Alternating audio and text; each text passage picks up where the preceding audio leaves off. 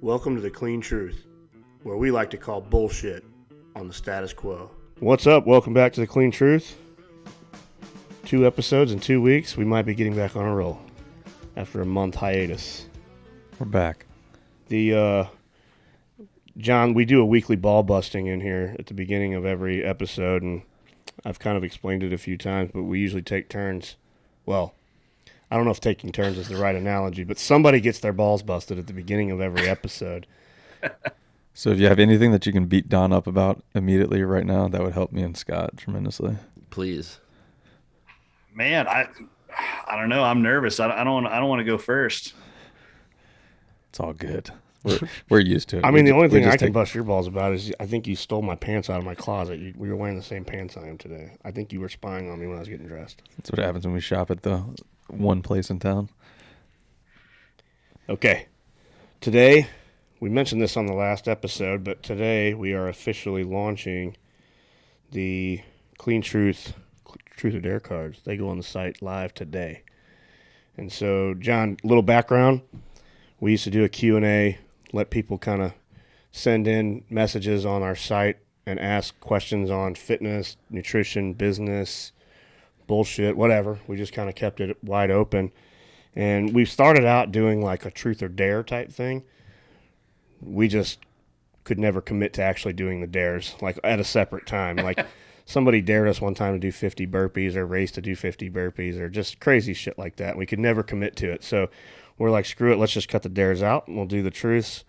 Now it was a kind of a cool little like quiet project we were working on. We wanted to have this card game. So let's do it.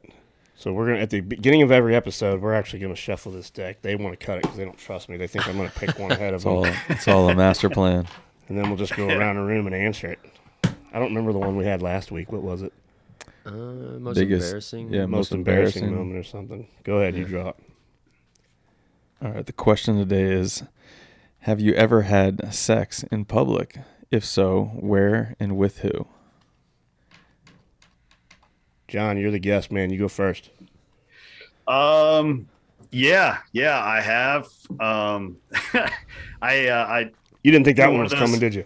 No, not at all. I was like thinking like something about Nutrition or them or yeah.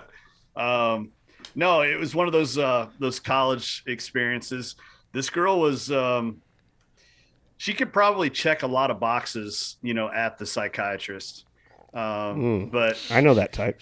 Yeah, and a lot of times those are the most fun.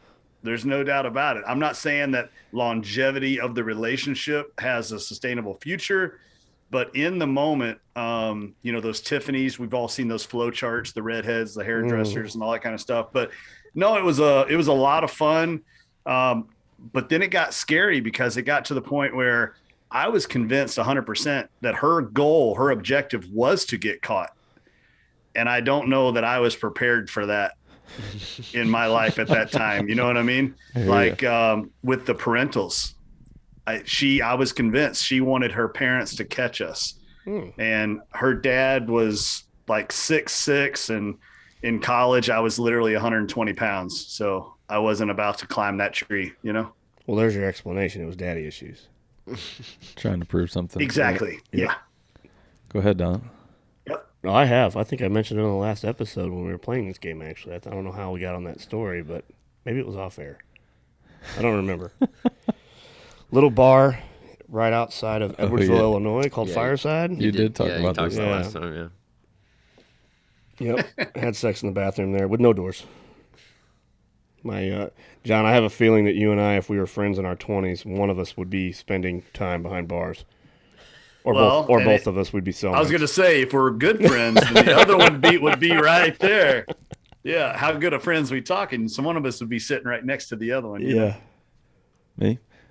Parking garage, like John said, quite a few years ago. To my current smoking hot wife. Rock on, babe. I'm actually going to say, I have to say no. I'm never, not in public. Not on any of your volleyball courts?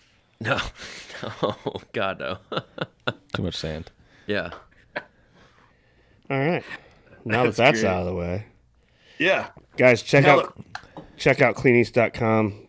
these Clean Truth or Dare cards are on the site now, on the merch site. They're pretty cool, man. It's a pretty cool little stocking stuffer gift. Just a little goofball project that we put together real quick, and I think they're actually really damn cool. I'd buy one even if I, you know what I mean? Yeah, I've tried not to look at the cards while we've had them in the office, just so that I'm surprised when we flip them over. Yeah, it's cool. Alrighty. Well, our guest today is somebody very cool that I got introduced to through, again, the Bosco Brotherhood, the Sornex guys. We have had the really cool privilege to get to know some incredible people through Bert and the network of guys through Sornex. And Brandon Lilly hooked us up with John Mulligan. John, are you there or are you frozen? Yep, there you go. Video was frozen, sorry. John Mulligan from ArrowWildTV. Freezing up a little bit. Yes, sir. Thanks for joining us, man. Did you hear anything? Thanks for that.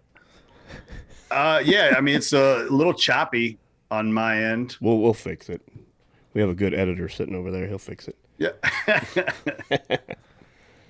Well, thanks for coming on, man. I mean, you and I have kind of been bullshitting back and forth online, and you started getting meals from Clean Eats Kitchen, and I've been watching a lot of your videos on ArrowWildTV because we started bow hunting again last year, and I don't know, man, when we were talking about working out, and I was like, well, damn, let's get on a podcast and talk about how you like to train and how the outdoors and physical fitness, that to me has became, I don't know, more intriguing to me than, you know, bodybuilding anymore because I'm out of that scene. And it's always interesting to talk to guys like you. You know, we had Matt Drury from Drury Outdoors on, and he talked about how his nutrition overlaps the way that he trains for hunting and things like that. So I want, you and I were talking about it, and I was like, well, damn, let's just jump on a podcast. This would be pretty damn cool.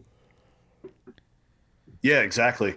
No, it is huge. I mean, like I mentioned with my wild college experience, I graduated college and I was about 129 pounds. And the reason why I remember that is as soon as I graduated from college, I moved away. I got a job that one of my professors helped line me up with. And I moved to a new city. I didn't know anybody.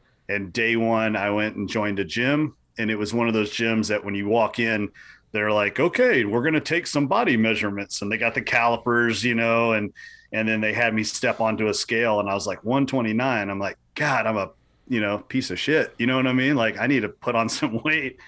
And, but to my credit or discredit, I was a big track cross country guy, all through school. So putting on weight wasn't really ideal, for doing half mile and cross country. But nonetheless, I didn't know anybody and it was perfect because I went to work, had a sales job. When I left out of there, I still had a super high metabolism. So I could kind of stay in like a seated position and not burn a lot of extra calories. So I could just carb load and calorie up and then go to the gym each night. And I didn't have a girlfriend at the time. I didn't know anybody. So there was no commitments. And I literally just lived in the gym like 3 hours a day. And ended up getting to like, the mid 40s, low 50s. And I felt like I was really starting to, accomplish something. But I started working at, I got hired by the Florence, Kentucky Police Department in Northern Kentucky.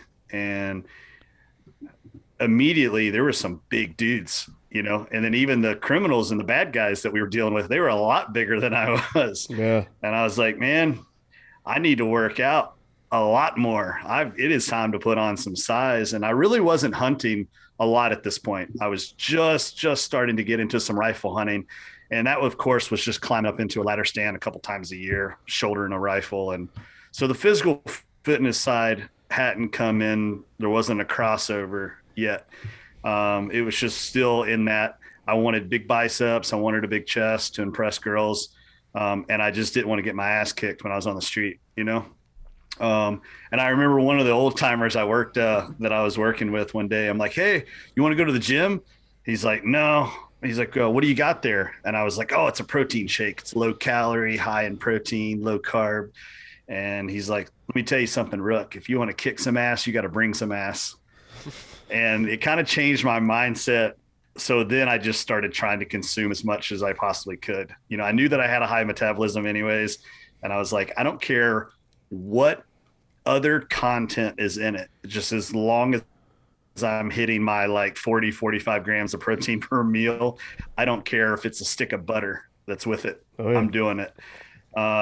So finally I started gaining some weight, and, you know, I got up to like 200 pounds, at 5'10", and still kept, you know, still wearing a 30, 32 waist, you know, pants and stuff. So I was like, okay, I think I'm doing a little bit better. But, you know, when I got into hunting and bow hunting, and especially traveling out west, that's when things like that connection came over, you know, on the fitness side of things. I want to hike further. I want to hunt further. And even little things, I know it sounds kind of corny and cliche for some people, but just those core movements, sitting in a tree stand all season long in this little itty bitty tree, and making sure that you're trying to keep your posture so your back's not getting all jacked up. All that kind of stuff comes into play, right? And hanging, you know, like I said, hanging tree stands, you know, it takes a little bit of physical strength to hold onto the tree while you hang a stand, and all that kind of stuff. But it all came into practicality. And I did start changing a lot of my workouts and a lot of my movements into more practical stuff. At least incorporating extra stuff into it that was like, all right, this simulates this activity, or this simulates this activity, and whatnot. And I still hate the steppers or any of those cardio machines like that simulate hiking up and down in the mountains.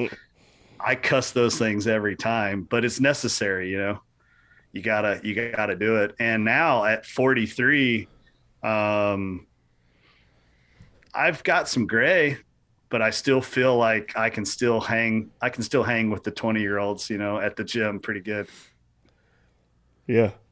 What you just said, that's what I've been doing. So I've been doing a lot more the last week. I leave next week to go to Idaho on an elk hunt. And so I hope you have better luck than I did when I was in Idaho.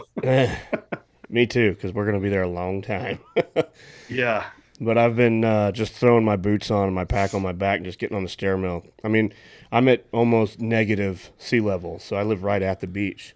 So I have zero, Right? Yeah. I have zero way to like mimic altitude other than to just get my VO2 max as high as I can and sustain it as long as I can. That's really the only thing I can do. So, and you know, that's a good point too, because I know this year I was in a lot better cardio shape for, you know, heading out to Idaho.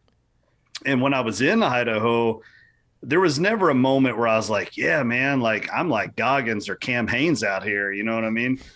But when I got back to Iowa, and I think we're about 22 or 23 feet above sea level here. When I got back here and I was hiking up and down some of our hills and whatnot, hanging tree stands and getting trail cameras set for this season, I had a couple of buddies with me, and they were like grabbing their knees, you know what I mean? And mouths open. And they're like, dude, hold on a second. Give me a second to catch my breath. And I'm like, man, I'm still breathing through my nose. Yeah.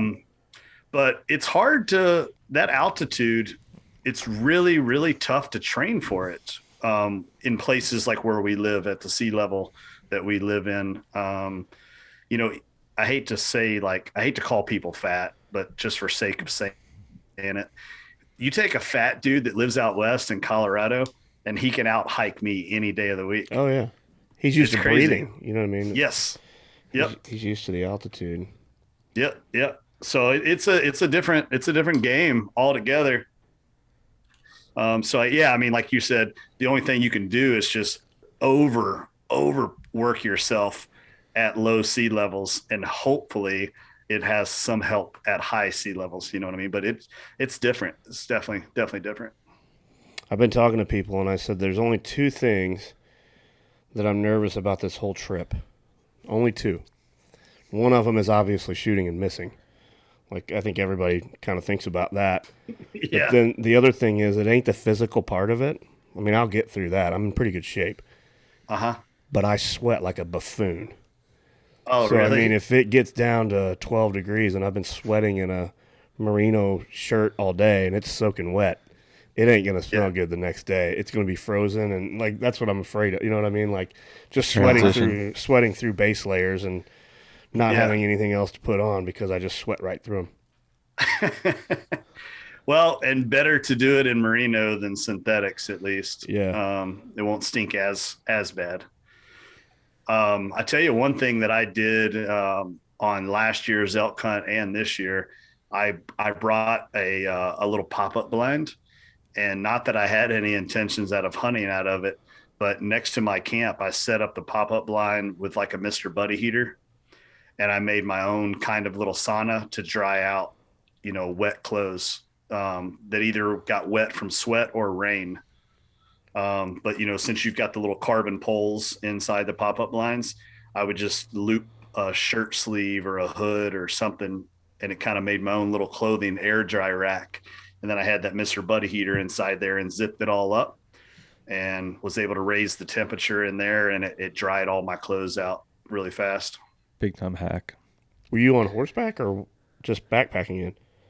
No, no, I mean we drove to where we were going to set up camp That's what we're and doing. and then parked the truck.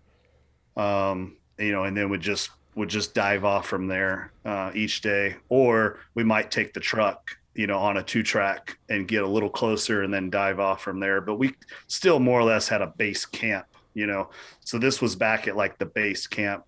And day one we did get out away, and we got caught in a rainstorm. And by the time we got back, I mean, everything was soaking wet. And I'm like, this is really going to suck in the morning when it's 39 degrees. And I'm like, oh yeah, I brought that little pop-up blind and made myself a little heat box, to dry out Sure. clothes overnight. Worked out good.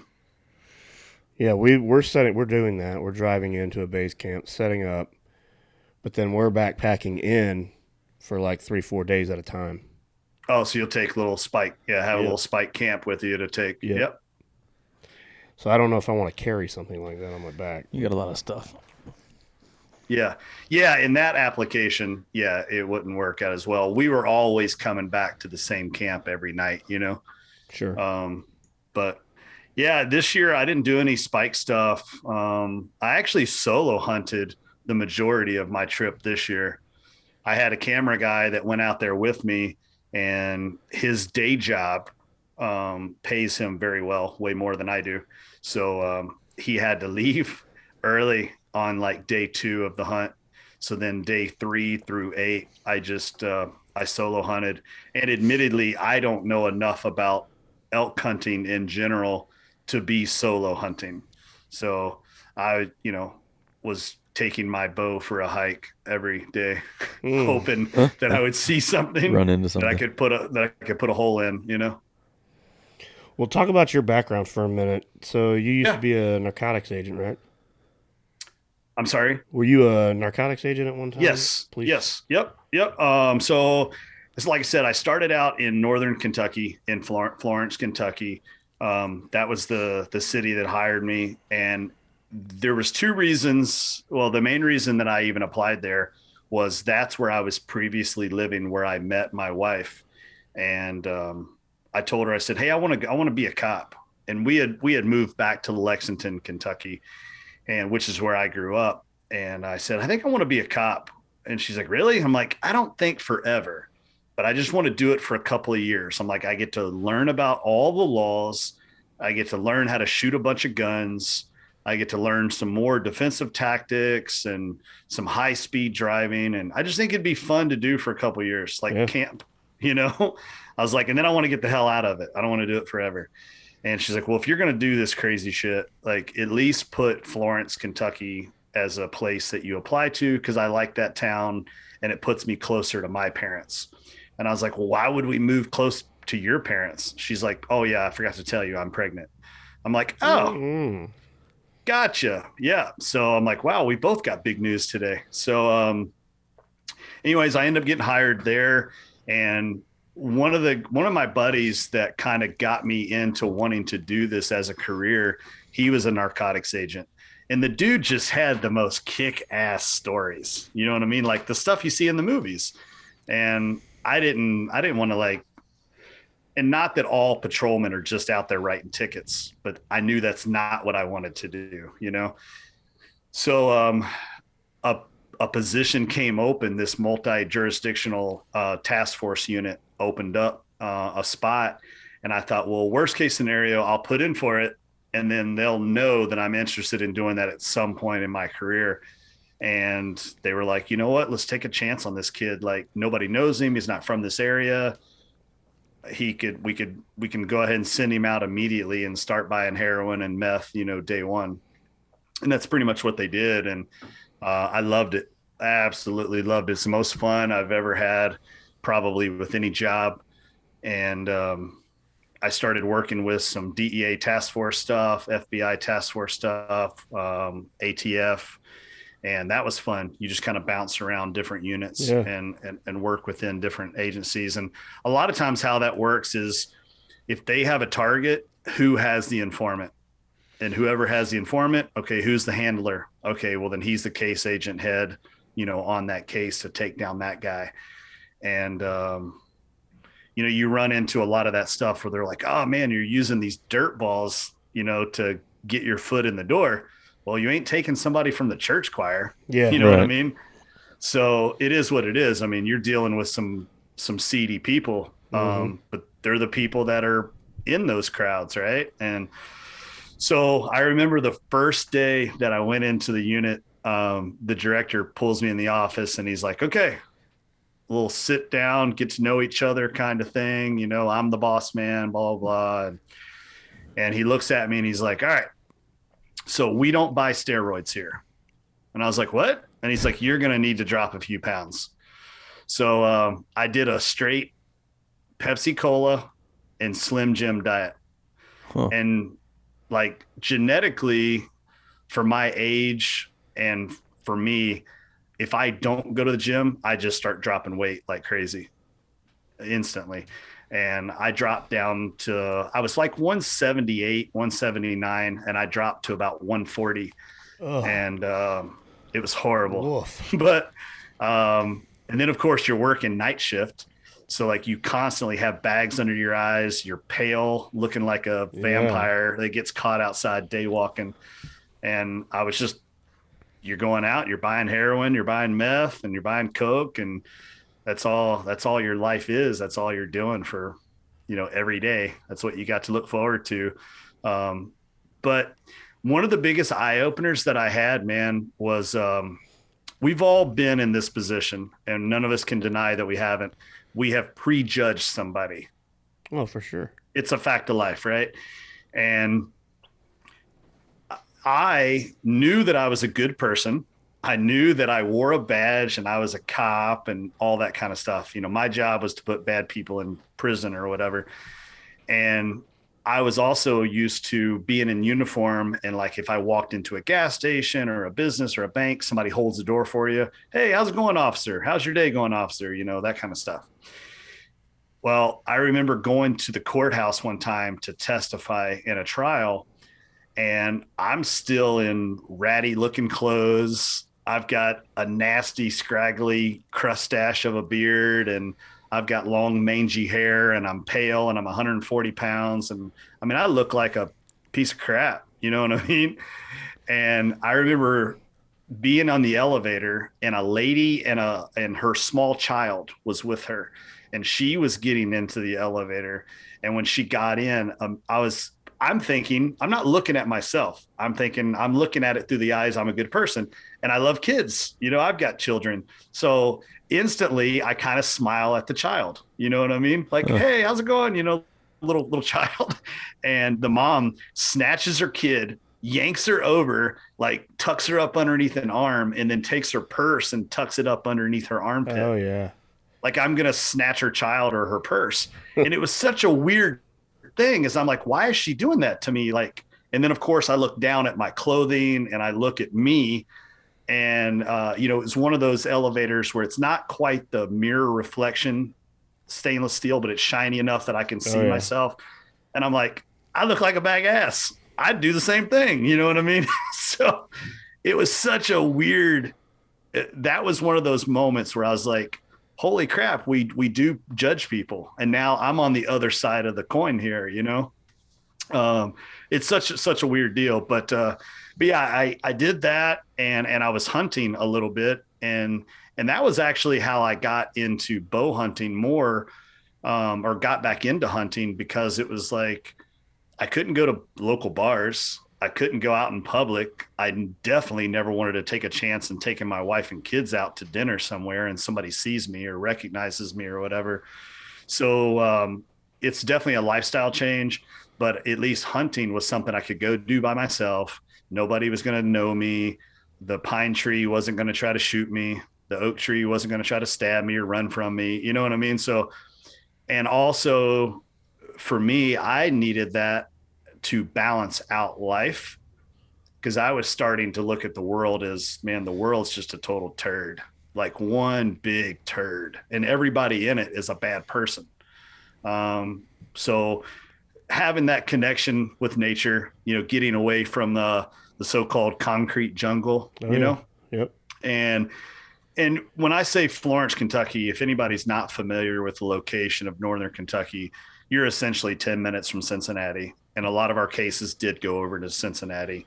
And when you worked with different federal agencies, then you had federal powers. So you could also cross the river and do stuff in Cincinnati. So a lot of our stuff was in Cincinnati. A lot of it was in Northern Kentucky, and you kind of went back and forth across there. And Cincinnati is not a pleasant city at all. Yeah, you got the Reds and you got some cool restaurants, and there's some cool stuff down on the river with any river town that has that German influence like they have. But at the same time, Cincinnati's just kind of a small Chicago, and it's kind of a dirt ball place. So yeah, I was doing that, you know, and hunting on the side. And this went on for years and years, until ultimately I bumped into a guy that was in the hunting space. He had a hunting show and was doing very well selling hunting DVDs. And he also was starting a company called Wicked Tree Gear. And it was a folding handsaw, telescoping pole saw. So I had approached him and ended up purchasing part of that company from him. And then we exploded. You know, we got into Cabela's, Bass Pro, Field and Stream, and Academy, and everywhere. And things were going really well. And then my time was really getting pulled. Like, I have this law enforcement gig, but then Wicked is, you know, we were up to about $1 million a year in sales. And for two guys that were building these things in a garage, like, that was pretty awesome. Yeah. You know, we didn't have a lot of overhead, so we were making pretty good money doing that. And he approached me about filming hunts, and he's like, you ought to film your hunts. So the not very PG version is, my reply was, well, I've never masturbated in front of a mirror before. So, like, I don't really see the need to film my hunts. Huh. You know what I mean? Like, I hunt to hunt. I hunt for me, you know, and I don't need that. And he's like, dude, just take a camera and just try it. You might like it. And so I did it. And I tell you, dude, like, I shot my biggest buck on the ground in Kentucky. It was like a 159 early season with my bow, and to hunt on the ground like that was awesome. And then I was hooked. I'm like, okay, I enjoy filming hunts. This is cool, because I don't have to tell my buddy about it. I'm like, I can just hit play and just show you. Yeah. And you'll always have that memory kind of forever, right? So that kind of, you know, proceeded and went on. Still didn't think that I was ever going to do anything in the outdoor space. Yes, I did have that phase in my life where I was like, man, I want to be the next Michael Waddell. You know what I mean? Like, this is what I want to do. Like, Jim Shockey, you better move out of the way. Lee Lukoski, I'm coming for you. And I thought that's what I wanted to do forever. And, but I honestly was not pursuing it. Like, I wasn't putting all my effort into trying to make that a career. I was still having fun, you know, taking bad people to jail and, you know, slinging some wicked saws and stuff. And I ended up getting a DSLR, mostly because Sitka had approached me in early 2015, and they said, hey, we're going to come out with this new whitetail pattern. They were just doing the open country pattern. That was the only thing they had at the time. and they said, we want to do this whitetail pattern, and we'd like for you to join up with us. We're going to handpick like 35 dudes in the United States, and you're going to be our ambassadors. And this was the first time anybody used the word ambassadors and not pro staff or field staff. And I was like, man, ambassadors, like, I don't drink wine, but that sounds fancy as hell right there, you know? So I was like, yeah, let me get up on some of that ambassador stuff. So I picked up a DSLR and self-taught myself, you know, photography, and that's when I started to see that maybe there was a future in it, and this is something I could do for a living, only because you had Instagram and you had Facebook, and I'm looking at these companies and I'm going, man, content is king. Like, if you're going to make a post or two a day on every platform, and you've got IG stories, and Snapchat was in its like Snapchat 1.0. Oh yeah. It was a thing then. And I was like, man, I think if I got really good with a camera, like, I think photography could be my angle, because there wasn't a lot of people doing it, you know, in 2014, 2015.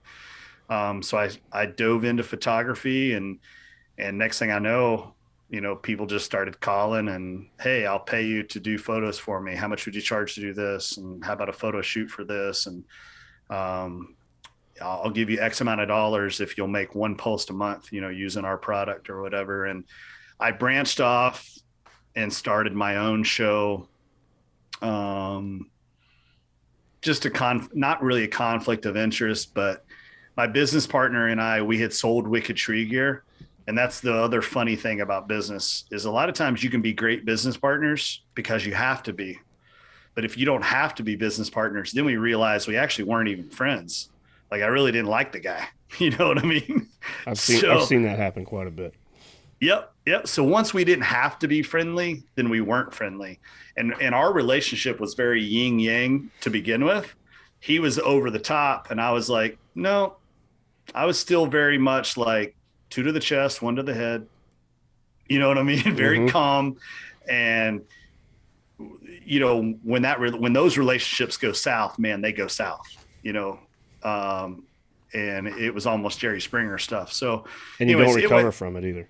No, you don't. No, because you both end up saying things that you really can't take back, it seems like. And so anyways, our relationship went south. Fortunately, we were able to at least make amends years later, and forgive and forget a little bit, you know, and kind of fall back on the, hey, we were best friends at one point for a reason. So no more hard feelings. And I got very lucky that we were able to make that amends 2 weeks before he died. And I can't imagine having to hold on to that, you know, forever. But luckily we were able to make amends, and he had passed away. But ArrowWildTV kind of, you know, started to take off and started doing well. And, you know, last year, ArrowWildTV won the Best in Hunting Award on the Carbon TV network. So that was pretty cool to do that. But yeah, man, it's just crazy how, you know, people ask that question all the time, like, where do you see yourself in 5 years? And I used to always think, like, holy shit, man, 5 years from now, like, I don't know, that's an eternity. It's not. 5 years is tomorrow. Short term. You know what I mean? It is. It's such but when you were a kid and when you're younger, it's almost like they teach you to think of your 5-year goal as a long-term goal. A 10-year, maybe a 20-year goal is a long-term goal. 5-year, that's a tomorrow goal. I mean, when I think about it nowadays, and I look at what I do for a living now with hunting and photography and product design and marketing consulting and stuff in the outdoor space and for brands. And 5 years ago, I was still buying heroin. You know, I'm like, this is crazy to me. That's a pretty cool story, man. That from where you started to where you are now. Yep. I mean, that was really cool. Yep. Well, and I tell people too, like, the whole marketing aspect for me, I didn't go to school for marketing. My degree's in horticulture, so I can tell you whatever you want to know about soil and dirt and trees and stuff. But being an undercover narcotics agent is the best education you can get in marketing for the following reasons. I walk into a crack house, I've got about 5 to 10 seconds to get somebody to like me and not want to shoot me and either sell me heroin or buy heroin from me real fast. And that's real life because they got real guns and they really don't have a fear going to prison. Same thing with marketing, Instagram. Think about how many seconds you stay on one picture before you swipe to the next. Yep. So you've got 2, 3, 5 seconds to make the sale in essence. So I've tried to do that with my photography, is to grasp and picture what's going on within a couple of seconds before they move on. And if anything, if I didn't make the sale, at least I planted the seed. And hopefully they didn't hate me when they swipe past me and they hit the unfollow button or something. But that's marketing right there. Like that's how I learned marketing for me, was being an undercover narcotics agent. That's awesome. Real life shit. Cool story, man. Well, let's talk about training for a minute, man. I mean, Yeah. you and I were bullshitting on the phone the other day about, you said you were going to give it one last go around. I say that all the time. I found myself saying that a lot. I'm going to give it one more shot, man. One more shot. Yeah. I tell my wife, I was like, I'm bringing sexy back one more time. Like Justin Timberlake. Well, we talked a little bit about training methods that, kind of transition over to hunting, but is there anything you do? I mean, are you still doing like meathead bodybuilding splits, or is there anything specific that you're doing that you go to the gym specifically to do that translates into the field? Yeah. I mean, so it used to all just be bodybuilding. And it was with an emphasis of size. I didn't have to worry about definition because, like I said, metabolism issues and stuff like that. I still say that 70% of my workouts are still more easily described as still bodybuilding movements. Cause you're still getting the strength side of it. But I'm a vain person. I still want to look good. Sure. I think we all do. Right. Now what I do is that 30% has transitioned over to a lot of my finishing workouts are not so much for the definition. It's for the movement. Like, shoulder days will end with battle ropes. Yeah, it's a lot of cardio, but that's a little more practical too. Jerking some ropes around could be jerking an animal or, dragging an animal around or, something like that. So there's definitely a lot of my finishing movements. A lot of my burnout sets are a little more practical stuff. Not as many seated barbell military presses as more of a standing barbell press. And that way I can cheat a little with my legs and get almost a little CrossFit-y in a way, without telling people I do CrossFit every day. Huh? So in essence, you're just doing more functional movements. Just a little more practical, functional stuff. Yep. That's kind of how I've kind of transitioned myself into, is I don't go down to my gym in my garage and just say, I'm going to do back and biceps today. Like, I just don't do that anymore. Yep. Not because of hunting, just because I'm getting old and I tighten up and I feel like shit when I do that. It takes me. Well, you remember the days when you were like, recover. I'm going to do shoulders on Monday and I'm doing chest on Tuesday because I don't give a shit. Yep. Now I'm like, I better have a day in between chest and shoulders or I might tear something or break something, Well, I think in our case, that's called turning 40. Yeah. Yeah. Things break down quicker.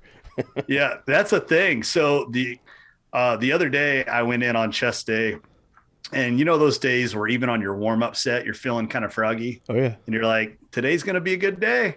So I ended up progressively going up, 135, 225, 285, 315, and I end up at 365. And I don't do a lot of barbell heavy stuff anymore just because I'm 43 and I've been down that road before and my shoulders click as it is already, Yep. after all the years. But I'm like, I'm feeling froggy today. So I'll put 365 on there. But I was like, I'm going to grab a spot from some, one of these locals. And I was like, hey man, can you give me a spot? And then of course at 43, you have to lay down the ground rules. do not jerk it off of my chest. I still want to have functioning rotator cuffs like tomorrow. Um, Only assist me when I need it. Don't jerk it off of me. Don't let me die. And everything went fine. And I was pressing rep number 5. And I knew this one was going to hurt a little bit. And about halfway up, I actually felt something, and it felt like a rubber band stretching too far. And it was right up in that divot, of your shoulder and your chest. And I was like, uh-oh. And I pressed through it. I was in too much pain to even say grab it. But then I also was afraid that if I said grab it, he was going to jerk it, and then I was going to snap something. So I went ahead and pressed through it, and I racked it. And it was like straight tiger bomb and ice. And I went to the house, and I thought, man, I probably really, really screwed myself. And I got lucky. A couple of days later, the pain went away and I was fine. But yeah, again, it was another one of those lessons. I'm like, man, maybe I just can't throw around big weight like that anymore. You know? I'm there. I do that stuff. Like, you're lucky you have a spotter around. Like, unless I'm training with one of these guys here, I don't have spotters. So I'm like, yeah, how far do I want to push it today? Yeah, if I fail, I'm going to be laying here when my wife gets home. She's going to pick it up off me. But anymore, man, on a flat bench, I get to 315, and I'm like, if I don't feel it that day, I don't do it. Yeah. No matter what I feel like. Like, if I just have that small little feeling in my gut, I'm like, nope, not today, unless somebody's there. Well, and I probably I'm lucky. The gym that I work out at right now, their dumbbells, they stop at 120. So it keeps me kind of in check. I don't get to even have the desire to try anything dumb anymore. I just stop at 120 and just kind of rep it out. Well, nutrition wise, you just started eating our meals, which I'm very grateful for. But outside of that, all these hunts you've been on, how much wild game do you really consume? A lot. A lot, a whole lot. And it's funny too, because usually about October, November is when it works out to when I'm starting to run out from the season before. And my wife, she's like the first one to come to me, and she's like, I get it. I know you're targeting a big trophy buck, but we're starting to run low. Does eat all the same. It's time to shoot a few does. I'm like, okay, Man, I wish my wife would come to me and say, hey, stock it up. Yeah, I mean the farm property that we have. I was just telling him the other day when we went out. The guy that owns the property next to me, we've been trying to manage it a little bit, and so we kind of agreed that we weren't going to kill any females till later in the year, if neither one of us had gotten anything. And I was in my stand the other night, man, and I had my finger on the trigger, and I watched 3 or 4 really big fat girls eating for like 10 minutes. Yeah. And it was everything I could do to control myself not to pull the trigger and get one. But I was like, man, I would love to put this in my freezer, but I'm just going to let her walk. Yeah, so for sure. That took a lot of willpower. Yeah. They'll be back. Yeah. No, it's good stuff. I mean, I'm a big proponent of only shooting what I'm going to kill, unless it's a coyote, and I'll shoot every one of those things I see and have an opportunity at. But, we're still eating off of my bear that I shot in 2019 up in Ontario. Granted, it was the 5th largest black bear ever shot with a bow in Canada. So it filled up an entire freezer. So we cut it down. We actually did pork and beef on that. We did like 10% pork, 10% beef. So kind of did an 80-20 split on it and just ground the entire thing.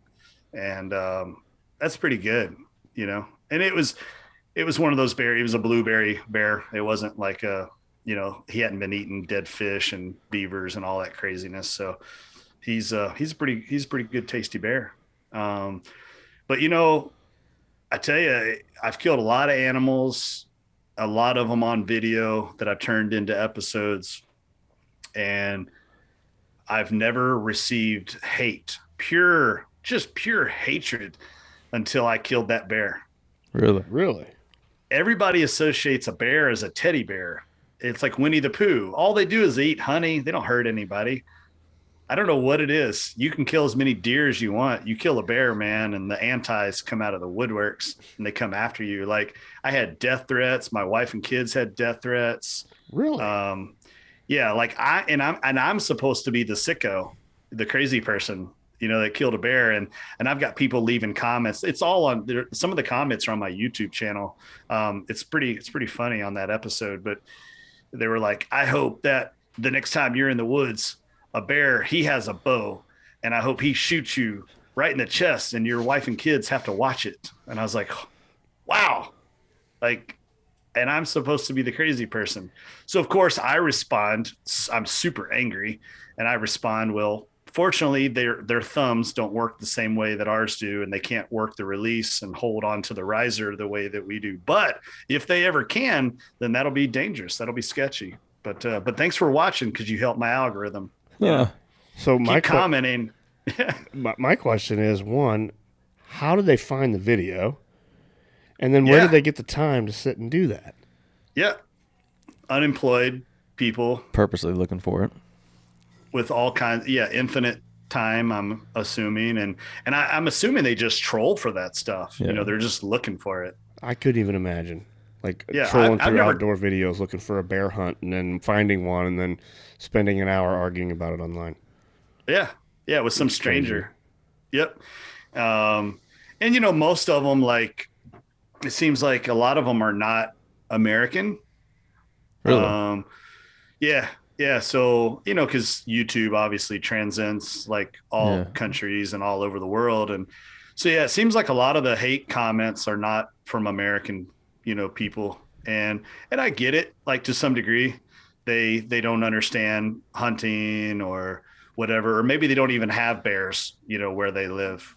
And the only thing they know is like Care Bears or, stuffed animal that they got as a present or something once before when their tummy hurt. But yeah, it's crazy, man. Like, Maybe they're one of those people, what are they called?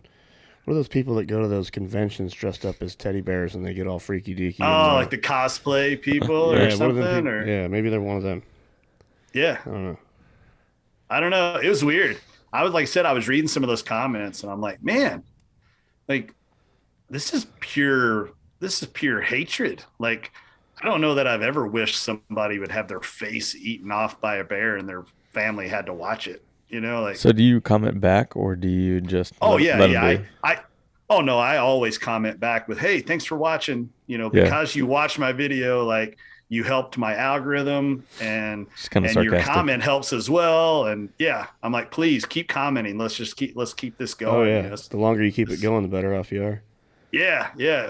So, it's kind of crazy, but to each their own. And, so, and I think that's a lot of it, even my daughter. So my daughter grew up, in a house with dead animals mounted on the walls, and she grew up eating wild game and had no issues with that. Even from a young age, she'll say, okay, I have no desire to actually kill an animal. It's just, I don't think I could do it. I don't want to do it, but I also have no problem eating, wild game, because I know it was harvested or killed ethically and that kind of stuff. She's an animal lover, but she'll also admit that, yes, the lion's share of cash contributions to conservation comes from licensed sales from hunters. And she'll argue that point. So it is kind of funny that she's taken a totally different perspective to her involvement or lack of involvement in hunting, but she's also educated and, she gets it. And I think that's a lot of it is a lack of education or an understanding from the other side. And, hey, we see it now still in everyday politics. You can yell and scream and make your valid point to your blue in the face. If the opposing person doesn't want to hear it and they don't believe in it, you can't convince them otherwise. I don't even waste my time at that. Yeah. At least not very often. I don't. Yeah. And you can get sucked into a trap, because I'm a pretty opinionated person. It doesn't take people very long to understand probably where I stand in a lot of political things. And yeah, if you're not careful, you can go down that wormhole Hmm. and it gets you nowhere. That's what's unfortunate. Well, John, this was a good time, man. I appreciate Yeah. it. Yeah. Um, Dude, I was going to tell you guys, I want to make sure I say this. The meals, I have not had a bad meal yet. I do think so far my favorite is that the chicken, sweet potato, nacho. Chicken and waffles. chicken waffle. Dude, Yeah, that's You're gonna that's a game changer right yeah, there. that meal bangs. It's good. you're gonna make a Yeah. bun. Have to keep that on year round. I think Yeah, when that one's awesome. whenever they're producing that one here at the warehouse, we have like a separate stash. We just put them in a little separate deal, and then the like five high- of us high alert. meatheads are like every day chicken and waffle. You can smell them in Yeah. the microwave all the time. Yeah. They're good. Well, you know what? It's funny too because I'm looking at your all's meals, and I think a lot of people have a misconception that, well, if it's healthy, it's not going to taste as good, and then I get the total. You kind of get a little bit of a mind warp because I'm like, okay, this meal's phenomenally good. Let me look at the calories, and I'm going, okay, 376. How did they get this kind of flavor in 376? But it also makes me remember back when I was trying to gain weight and I was like, all right, man, I'm going to hit 5,000 calories. And my buddy's going, I'm hitting 5,000 calories. I'm like, no, you're not. No, you're not. Everybody thinks they're hitting 5,000 calories. I'm like, you're not doing it because I would have to eat like 12 of those meals a day. You know what I mean? So, Right. I don't think people realize how hard it is to eat 3,000 calories a day. it's a lot of food. It's If you're not going to, astronomically hard. yeah, if you're not going to McDonald's and supplementing, some milkshake with some Yeah, I'm quarter talking about pounder with cheese. relatively healthy meals. Yeah. If you want to eat healthy and to hit high calories, like it's tough. Yeah. It actually is tough. But no, I mean, your all stuff is it's phenomenal. The meals are great. I'm loving it, and I've even had some people that I didn't even know that were buying from you already, and they're like, I guess they're going to the actual restaurants, Oh, nice. and so they're picking up some stuff. And so, anyways, they said, "Oh yeah, it's about time you got turned on to these guys." I'm like, "Well, it took an introduction and a meeting and whatnot." But like I said, I was definitely anybody who's been in bodybuilding or weight gaining. We've all been through that phase where we're eating food that tastes like garbage, but you just got to get it done. Yep. And I used to do those 3:00 in the morning wake ups and just pound a chicken breast and go back to bed. And I Protein don't miss shake. those days at all. Those are horrible. But yeah, I mean, you're all stuff. It actually tastes good. And so, yeah, kudos to the team over there that's putting that stuff together. You got some guys and girls in the think tank that are doing some chefery back there. Yeah, we've got a pretty good team that comes up with that stuff. So, Yeah. well, good, man. I'm glad to hear that you're enjoying it, and Yeah. we're glad to have you on board. This was a good time. Tell everybody where they can find ArrowWildTV, YouTube, Facebook, and things like that. Because, again, man, I'm being biased because I love the outdoors, but I mean, I've watched a few of those episodes and they're really good. Cool. Well, thank you very much. So Instagram, johnny.utah.hunt is where to keep up with me on more of a day-to-day stuff, everyday stuff, hunting and whatnot.